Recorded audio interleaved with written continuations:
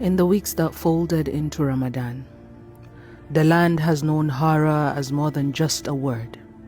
In Kebbi, suspected Lukarawa militants carried out coordinated raids that left at least 33 residents dead. Police confirmed this. And in Zamfara State, armed men on motorcycles stormed villages, killing more than 50 people and abducting women, children, before disappearing into the forests. Attacks in parts of Sokoto was reported, and reports of abduction along roads towards Kano of a student called Mariam. Conversations about cemeteries in Zamfara State as insecurity rises. I look at the efforts and I wonder, is this the best that a nation as vast and capable as Nigeria can do to keep its people safe? And it is tiring. It is the kind of tired that sits in the bones. Not the tired of one night's sleep, but the tired of watching the same headlines return like birds that never migrate. They circle, they screech, they drop their shadows on the earth, and we learn to walk in the shade. It is said in an African proverb, "The child who washes his hand may eat with kings." But what if the water itself is stolen? What if the well is dry and the kings are eating and the child is simply watching the crumbs fall like small mercies? What then is the meaning of washing? Another proverb says, "A tree does not make a forest, yet I have seen lone trees stand for decades, bending, bruised, still offering leaves," and I think of people like that, standing, even when the forest around them burns, even when the smoke writes stories in the sky that no child should learn to read. It is hard to wake up, not because the sun is absent, but because the light feels indifferent. It touches the roofs, the markets, the classrooms, and still the news arrives. Someone is gone. Someone is taken. A name reduced to a notification. They say in Nigeria, life is resilience, a drum that keeps beating even when the skin is torn. But drums can tire. Hands can blister. Songs can lose their tune.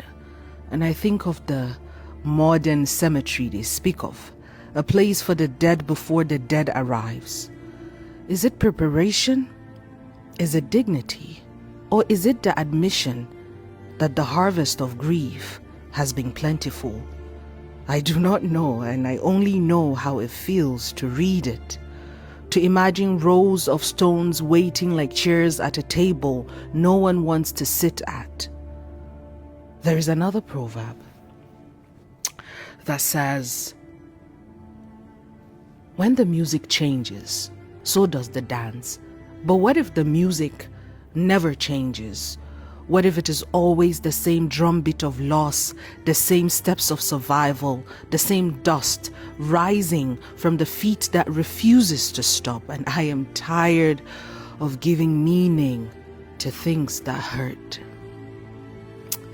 I am tired of metaphors that try to dress wounds in the clothes of wisdom, because sometimes pain is just pain, a stone in the mouth, a silence that refuses to become a lesson. Yet I still listen to the stories, to the mothers searching, to the students dreaming of classrooms that feel safe, to the elders who say, "This too shall pass," even when it feels like the passing is endless. And maybe that is the paradox, to be tired and still listening, to carry empathy like water in a cupped hand, knowing it may spill, knowing the journey is long, but refusing to drop it entirely. I do not have the solution, and I'm not here to pretend that I do, but I do have acknowledgement, the space to breathe in the heaviness without pretending it is light. The river knows its path, another proverb says, but it bends, it erodes, it moves around stones, and I wonder if people are like rivers. carving ways through landscapes of difficulty, slowly, endlessly, sometimes painfully. But rivers also rest in lakes.